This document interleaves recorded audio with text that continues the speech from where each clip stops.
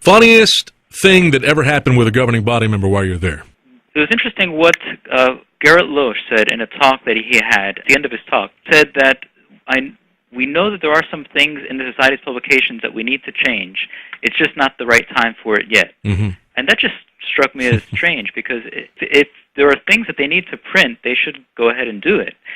But if he says that there's things to print and it's not Jehovah's time yet, well, why isn't it Jehovah's time to print these changes? So apparently there are things that he felt were not correct in the Society's publications. He didn't go into detail, mm-hmm. but he did say that there are things that needed to be changed in the printed truth. Was it a situation where you knew that if you came out and spoke your mind that you'd be disowned by family members, by friends? I knew that if once I came to the conclusion that what Jehovah's Witnesses teach is not true, it would be a serious decision for me, because I knew I would risk all of my family members as well as all of my friends shunning me. Right. And for all of my friends, that has been true. For some of my family, it also has come true, that they no longer will have anything to do with me. Why is it that you decided to leave the organization?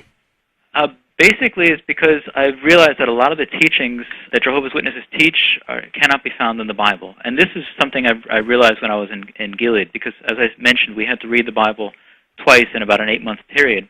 And I realized several things didn't really seem to be clearly taught in the Bible. Mm-hmm. You know, some things like the idea that there's 7 Gentile times. The Bible mentions 7 times. It mentions there's Gentile times, but it doesn't mention both of these ideas in the same scripture. Right. And if that's a central teaching of Jehovah's Witnesses, that 1914 is a mark date in prophecy, yet it doesn't come from a single scripture. It comes from a mixture of different scriptures that you have to put together. And not only that, but a mixture of interpretations of certain scriptures. Right. So it's not, while witnesses claim that everything they believe is based in the Bible, it really is based on their interpretation of the Bible. It's not something that's clearly taught in the Bible. The same thing can be said for the teaching of the other sheep. When I was in Gilead, I realized, and there's even questions from readers about it, that the other sheep, according to Christendom, are merely the Gentiles. That Jesus was saying that you are Jews, and soon I will invite other sheep into this fold. A couple of years from now, there's going to be Gentiles who are going to invite into my fold. When I read that that's what Christendom teaches, it seemed to make a lot more sense than saying very vaguely, well, 1900 years from now, people are going to join into my fold, and they're going to believe they're going to live on the earth instead of the heaven. That really doesn't make sense in the context of the scripture. So, sure. And when I read the Watchtower's response and the questions from readers, the response really didn't seem to have that much weight.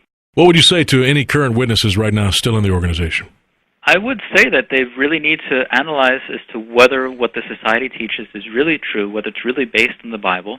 Society suggested to read the Bible is a very valid suggestion, because if you read the Bible, if you can find that the Bible teaches everything that the Society says it does, well, then by all means stay as a witness. But if you find that the Society is mixing together different unrelated scriptures to base their teachings on, well, then it really deserves questioning whether the Society is teaching everything that's the truth. Excellent. Well, Lance, we thank you for your time and for your experiences. Thank you for being a part of Watchtower Comments. Thanks very much.